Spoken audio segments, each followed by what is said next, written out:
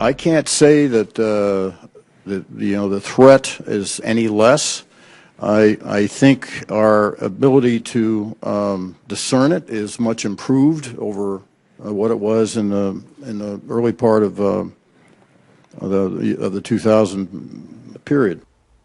That was Senate testimony by Director of National Intelligence James Clapper talking about al-Qaeda. That comes little more than a year after President Obama declared on the campaign trail that al-Qaeda was on the run. Clapper says al-Qaeda is no less a threat today than it was before 9/11. So let's debate all of this. KT McFarland is a Fox News national security analyst. Michael Kay is a former advisor to the UK Ministry of Defense. Great to have you both here. Great. Okay, so it seems like James Clapper went way off message with what he was saying about how al-Qaeda is still just as big a threat as it was before and on 9/11. But let me remind you both what the president said on the campaign trail about al-Qaeda. I said we'd refocus on the people who actually attacked us on 9/11. And today, al-Qaeda's on the run and Osama bin Laden is dead. Al-Qaeda's on the path to defeat and Osama bin Laden is dead. I kept that promise. Okay, KT, al-Qaeda's on the path to defeat, it's on the run, or is it what James Clapper said Get this their week? story straight. You know, even the president last week said, oh, al-Qaeda, that's just the JV is the only thing left. We've gotten rid of core al-Qaeda.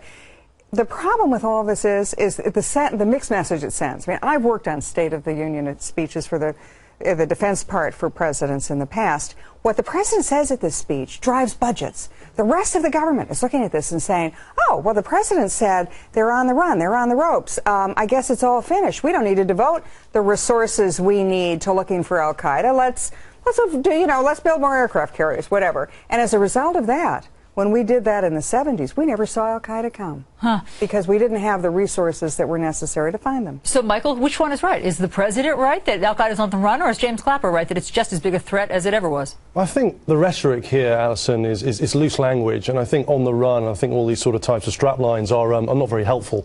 I think what we need to do is we need to change a mindset on the way that we measure progress against al-Qaeda.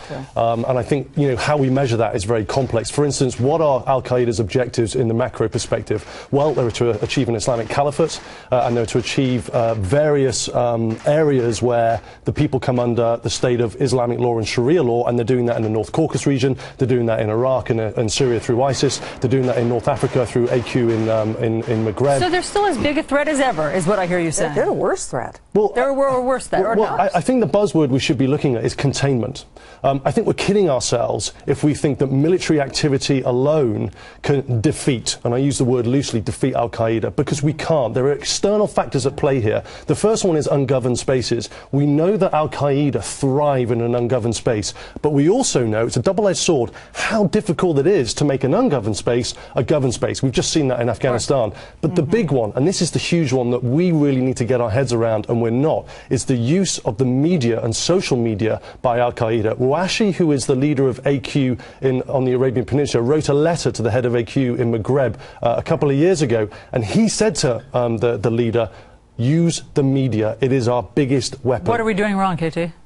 We're doing a lot of things wrong. We still think of an opponent, a country, as a country. It's a country that's got borders. We have a war that's the beginning, the middle, of the end.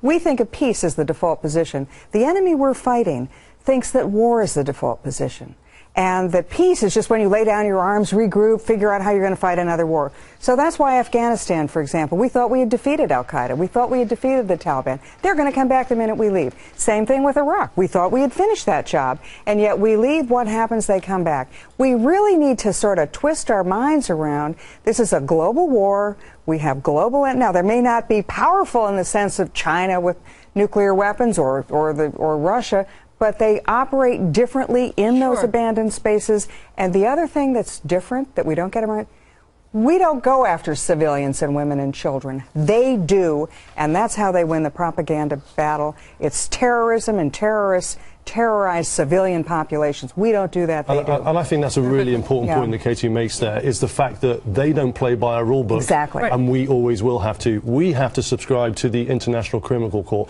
We have to subscribe to the Geneva Conventions. Al-Qaeda don't have to do that, and that gives them an instantaneous advantage in any future operations. It's not a military solution. It's broader than that. Yeah. Michael Kay, KT McFarland, always Thank great you. to have both of your expertise, all of your expertise on with us. Thanks so much.